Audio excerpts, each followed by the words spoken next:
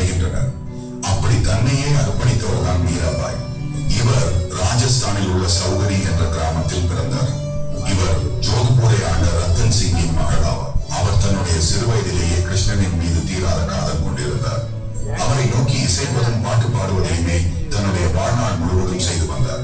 கிருஷ்ணனை நோக்கி தெய்வீக பாடல் பாடி தன் மனதை அதில் ஈடுபடுத்தினார். ஒரு நாள் ஒரு துறவி மீராபாயின் தந்தையை காண அவர் வீட்டிற்கு வந்தார்.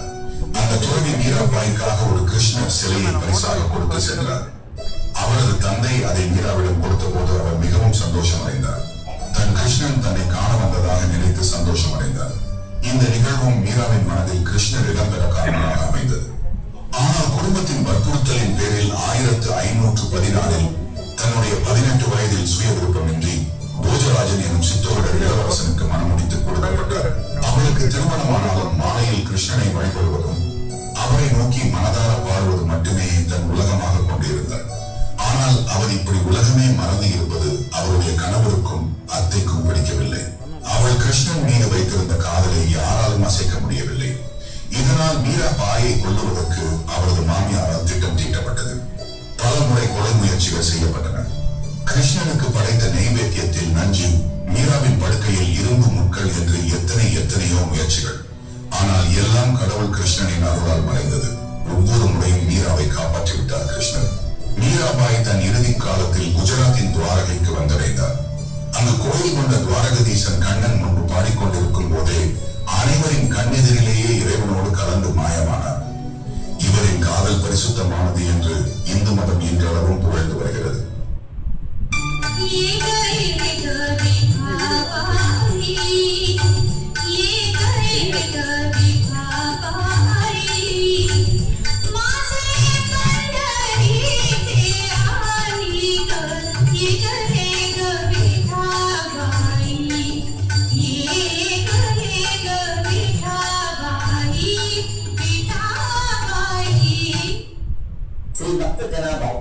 அந்த ஏழாவது தினம் பாண்டங்க பெருமான் ஆலயத்திலே விடிய நாம சங்கீர்த்தன பஜனை நடந்து கொண்டிருந்தது.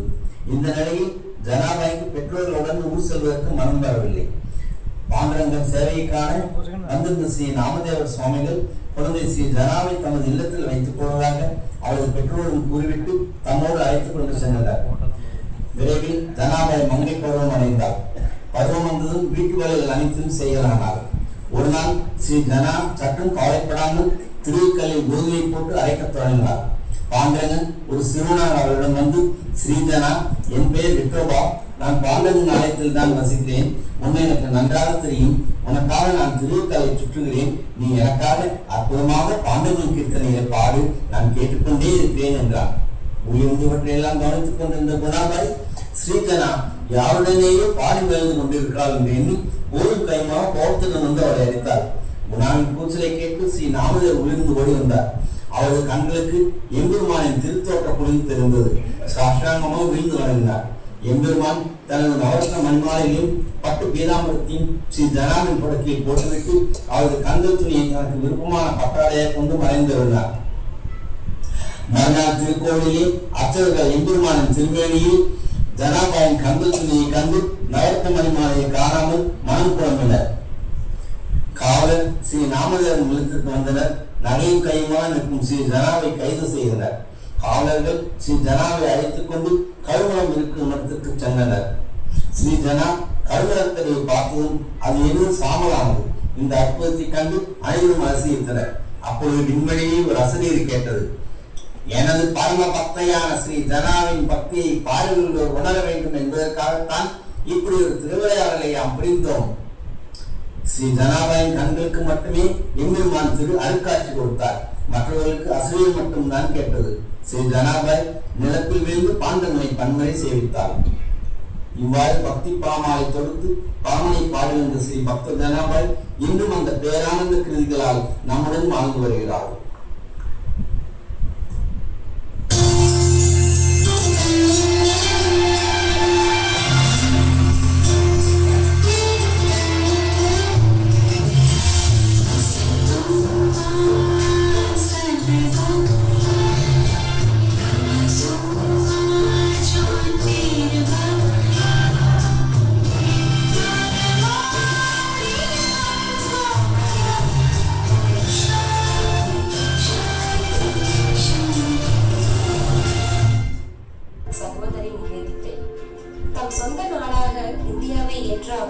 சுவாமி விவேகானந்தரின் ஆன்மீக மகள் ஆவார். நிவேதிதையின் இயற்பெயர் மார்கரெட் எலிசபெத் நோபல். 1867 அக்டோபர் 28ஆம் நாளில் வடக்கு அயர்லாந்தில் பிறந்தார். கிறிஸ்தவராக இருந்தாலும் குழந்தை பருவம் முதலே எல்லா மத கோட்பாடுகளையும் போற்றினார். மதம் என்பது குறுகிய எண்ணங்களுக்கு அப்பாற்பட்டது. வாழ்வின் குறிக்கோள் சத்தியத்தை நாடுவதுதான் என்பதை உணர்ந்தவர். இறை உணர்வை ஊட்டுவதே சமயம், வெறும் நம்பிக்கை மட்டுமல்ல என்ற சுவாமிஜியின் கூற்று அவருக்கு மிகவும் பிடித்திருந்தது. அதனுடன் சுவாமிஜியின் மனித ஒருமைப்பாடு, சேவை, பொழுதுவிட்டேயும் தன்னலமற்ற அன்பு, துறவு மற்றும் அவரது அருள் உரைகளாலும் ஈர்க்கப்பட்டார். வாழ்வு வளப்பெற பெண் கல்வியின் முக்கியத்துவத்தை முழுமையாக உணர்ந்தவர் சுவாமி விவேகானந்தர். அதனால் அவர் நிவேதிதையிடம் இந்திய பெண்களின் முன்னேற்றத்திற்கான பணிகளில் அவரை ஈடுபடுத்தினார். நிவேதிதை 1898 ஜனவரி 28ஆம் நாள் இந்தியா வந்தார். அதே ஆண்டு மார்ச் 25ஆம் நாள் சுவாமி விவேகானந்தரால் பிரம்மச்சாரிணி ஆக இயக்கப்பட்டு நிவேதித்தை, அதாவது அர்ப்பணிக்கப்பட்டவள் என்ற தேசா நாமம் வழங்கப்பட்டார். 1899 கொல்கத்தாவில் பிளேக் நோய் பரவிய போது சமூக பணியில் தம்மை அர்ப்பணித்துக் கொண்டார். நாட்டுப்பற்றை மக்களிடையே எழுப்பும் பணியில் அவர் முன்னின்றார். புகழ்பெற்ற வழக்கறிஞரும் வல்லலுமான டாக்டர் ராஷ்டிகாரி கோஷ், உலர்ந்த எலும்புகள் உயிர் பெற்று எழுகின்றன என்றால் அது சகோதரி நிவேதித்தை ஊட்டிய உயிர் மூச்சால்தான். மகாகவி பாரதிக்கு ஊக்கமளித்து நாட்டின் விடுதலைக்காகவும் பெண்களின் முன்னேற்றத்திற்காகவும் போராடச் செய்தார். சகோதரி பாரதி அவரை தமது ஆன்மீக குருவாகவே ஏற்றுக்கொண்டார். அன்பு நேரிட்டால் சகோதரி நிவேதித்தைக்கு அவர் தமது 2 பாடல் தொகுப்புகளை அர்ப்பணித்தார். தியாகம், அர்ப்பணிப்பு, தன்னலமற்ற சேவை முதலியவற்றிற்கு இலக்கணமாக திகழ்ந்தவர் நிவேதித்தை. உண்மையில் மக்களுக்கு அன்னையாகவே திகழ்ந்த தன் தீவிர சாதனைகளால் பாரதத்தின் சிறந்த பணியாளராகவும் நண்பராகவும் நிவேதித்தை திகழ்ந்தார் என்றால் மிகையாகாது. நிவேதித்தை டார்ஜிலிங்கில் 1911 இறைவனடி சேர்ந்தார். தனது உடைமைகளை எல்லாம் இந்தியாவுக்கு இருந்த சகோதரி நிவேதித்தை இங்கு வாழ்கிறார் என்று இன்றும் முழங்கிக் கொண்டிருக்கிறது அந்த நினைவாலயம்.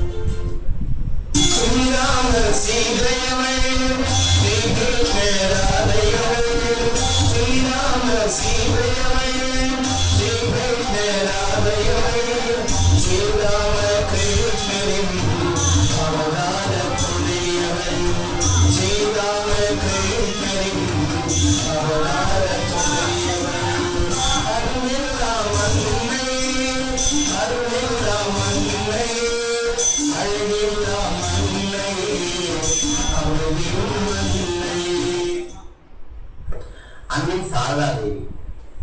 அன்னை சாரதா தேவி கல்கத்தாவில் ஜெயராம்பா என்ற கிராமத்தில் 1853ஆம் வருடம் ராமச்சந்திர முகர்ஜிக்கும் சியாமா சுந்தரி தேவிக்கும் முதல் குழந்தையாக பிறந்தார். இவர் பள்ளி சென்று படித்ததில்லை என்ற போதும் பிற்காலத்தில் தமது சொந்த முயற்சியால் படிப்பும் எழுதவும் கற்றுக்கொண்டார். 5 வயதில் இவர் ராமகிருஷ்ணரின் வாழ்க்கை துணைவியானார். தமது கணவரை பலர் பைத்தியக்காரர் என்று கூறுவதால் வருத்தப்பட்டு அவருக்கு உதவி செய்ய வந்தார். அங்கு ராமகிருஷ்ணரின் ஆன்மீக வாழ்விற்கு துணையாக அவருக்கும் அவரை காண வரும் பக்தர்களுக்கும் சமைப்பது, அவர்கள் வழிகாட்டுதலில் ஆன்மீக சாதனையில் ஈடுபடுவது என்று ஆன்மீக பணிகளை செய்தார். சுவாமி விவேகானந்தர் அன்னை சாரதா தேவியை சங்க ஜனனி என்று குறிப்பிடுவார். ஸ்ரீ ராமகிருஷ்ணரின் மறைவுக்கு பின்னர் கயைக்கு சென்ற அன்னை அங்கு உள்ள சன்னியாசிகளுக்கு உள்ள மத வசதிகளை ஸ்ரீ ராமகிருஷ்ண பரமஹம்சரின் தொழிற்சீலர்கள் இருந்த ஏழ்மை நிலையோடு ஒப்பிட்டு பார்த்து வருந்தி அழுதார். அவர் ஸ்ரீ ராமகிருஷ்ணரிடம், உணவு பெயரில் அனைத்தையும் திறந்த என் பிள்ளைகள் உணவுக்காக பிச்சைப்பதை என்னால் கொடுத்துக் கொள்ள முடியவில்லை. உம்மிடம் எனது பிரார்த்தனை இதுதான். உணவு பெயரை சொல்லிக் கொண்டு உலகை துறப்பவர்களுக்கு சாதாரண உணவு முறையும் கிடைக்க வேண்டும். அவர்கள் உமது உபதேசங்களின் லட்சியங்களை மையமாக கொண்டு ஓரிடத்தில் ஒன்று கூடி வசிக்க வேண்டும். உலக வாழ்க்கையை துன்புற்ற மக்கள் அவரிடம் வந்து உமது அமுத மொழிகளை கேட்டு ஆறுதல் பெற வேண்டும். அதற்காகவே அல்லவா நீர் வந்து அவர்கள் அறிவுறுத்திற்கான என்னால் சகிக்க முடியவில்லை என்று பிரார்த்தித்தார்.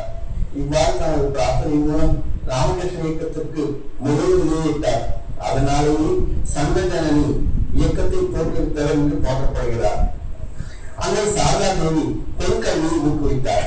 நிவேதியின் மறைவுக்கு பின்னரும் அவர் ஆரம்பித்த பெண்கள் பள்ளி தொடர்ந்து நடைபெற காரணமானவர்.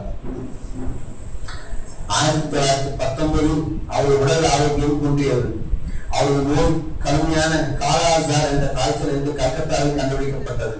தனது வாழ்நாளின் இறுதி நாள் ஜூலை 1920 ஜூலை 20 வரை அவர் இந்த நோயால் அவதிப்பட்டார். மகளே, யாரெல்லாம் வந்திருக்கிறார்களோ, யாரெல்லாம் வரவில்லையோ, இனி யாரெல்லாம் வரப்போகிறார்களோ அந்த பிள்ளைகளுக்கெல்லாம் என் அன்பை தெரிவித்துவிடும். என் நல்லாசிகள் அவர்களுக்கு எப்போதும் உண்டு என்று தமது கடைசி உபதேசத்தை அளித்தார். ஸ்ரீமாதாய வித்மஹே குருமிர்காய தீமஹி தன்னோ பரவிந்த அன்னை பிரச்சோதயாத். கருணை மனம் கவன் என்னையே அருள்வாயும் கதவே தருவாயி சுகமே மலர்களாய் நன்மை காணிக்கையாய் கொள்கம்மா உள்ளத்திலே அமைதியும் திருவிளக்கை ஏற்றம்மா. ஸ்ரீ அன்னை. ஸ்ரீ அன்னையின் உயர் பெயர் நிரா அல்பாசா. 1878 ஆண்டு பிரான்சில் பிறந்தார். 5 வயதிலேயே பக்தி மார்க்கத்தில் ஈடுபாடு கொண்ட அன்னை மன்னரை தீட்டுவதிலும் பியானோ இசைப்பதிலும் ஆர்வம் கொண்டார். ஆந்தமயமான தியான நிலையில் இவர் அருள் ஒளியை கண்டுகொண்டார். வடிவத்தில் அடக்க முடியாத அந்த பேரொழியை அவர் கிருஷ்ணா என்று பெயரிட்டு உருவம் கொண்டார். எப்போதும் கிருஷ்ணாவை பற்றி கொண்ட அன்னை ஆழ்ந்த ஆன்மீக கருத்துக்களை அறிந்து கொண்டார். திருமணமாகி ஒரு ஆண் குழந்தைக்கு தாயான இவர் 1914 ஆண்டு இந்தியாவுக்கு வந்த போது ஸ்ரீ அரவிந்தரை சந்தித்தார். இவரையும் நாம் தேடிய குருநாதர் என்று தன்னுள் உணர்ந்தார். எனினும் அப்போது இந்தியாவுக்கு செல்ல வேண்டியிருந்ததால் இவர் பாரிஸ், ஜப்பான் என பல இடங்களில் வாழ்ந்தார். எனினும் கிருஷ்ணாவின் அழைப்பும் குருநாதரின் நினைவும் இவரை 1920 ஆண்டு இந்தியாவுக்கு மீண்டும் வர வைத்தது. அதன் பிறகு ஒரு 53 ஆண்டுகள் இங்கேயே தங்கியிருந்து ஆன்மீக வளர்ச்சி எங்கும் பரவச் செய்தார். ஸ்ரீ அரவிந்தர் மகா சமாதி அடைந்த பிறகு அவரை பூர்ண யோகம் வரை எல்லோருக்கும் கற்பித்தவர் அன்னை. மனிதன் மட்டுமே தெய்வ நிலையை அடையக்கூடிய வாய்ப்பை பெற்றவன். எனவே அவனே தன்னுடைய முயற்சியால் யோக தியான நிலைகளால் ஞானத்தின் உச்சத்தை அடைய முடியும் என்பதை சாமானியர்களுக்கு உணர வைத்து வழிகாட்டினார். இவருடைய மகத்தான சேவையால் ஸ்ரீ அரவிந்த ஆசிரமம் நிறுவப்பட்டது. 1968 ஆண்டு உலக மக்களை ஒன்றிணைக்கும் ஆரோவில் நகரத்தை உருவாக்கி உலக சமாதானத்தை உண்டாக்கினார். உலகெங்கும் இருந்த ஆன்மீக அன்பர்களை எந்த ஒரு வித்தியாசமும் பார்க்காமல் ஏற்றுக்கொண்டார் அன்னை. அவருடைய ஆசையால் ஏராளமான மக்கள் துன்பங்களில் இருந்து விடுபட்டவர்கள். மனிதர்கள் மட்டுமா, மனங்களும் செடிகளும் கூட அன்னையின் கருணையால் வளம் பெற்றதை அவருடைய திருச்செல்வம் கூறும். ஒருவன் எத்தனை நேரம் தியானிக்கிறான் என்பது ஆன்மீக முன்னேற்றத்தை காட்டாது. மாறாக தியானம் செய்ய எந்த முயற்சியுமே தேவையில்லை என்னும் நிலையே உண்மையான ஆன்மீக முன்னேற்றம். இறைவனிடம் அது வேண்டும் இது வேண்டும் என்று வேண்டுவது பக்தி அல்ல. நமக்கு தேவையான எதுவோ அது இறைவனை தருவான் என்று நம்மை ஒப்படைப்பதே பக்தி போன்ற அன்னையின் எளிய கருத்துக்கள் மக்களை வெகுவாக ஈர்த்தன. இப்படித்தான் பாண்டிச்சேரி அன்னை பலருக்கும் தாயானார். இன்றும் புதுச்சேரி ஸ்ரீ அரவிந்தர் ஆசிரமத்திற்கு வரும் பல பக்தர்களுக்கும் அன்னையை வழிபடும் பக்தர்களுக்கும் கருணை வழிவாளர் என்று வழிகாட்டி அமைதி அளித்து வருகிறார்.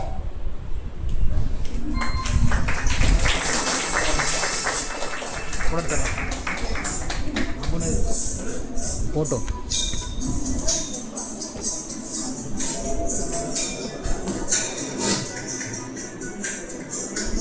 ஆனந்த்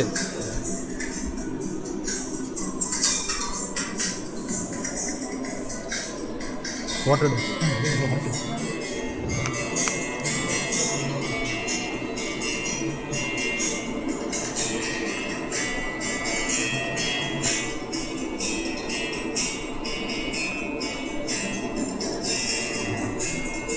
என்ன பண்ணுறீங்களா?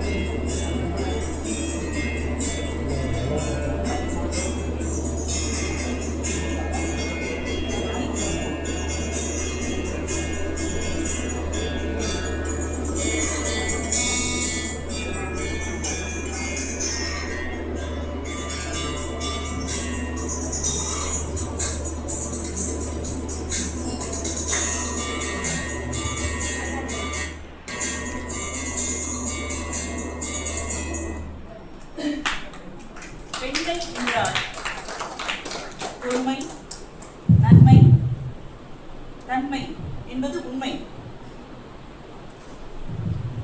பெண்மைக்குள் அடக்கம், அன்பு, வீடியோ. கனிவு, தியாகம், பக்தி அடங்கும்.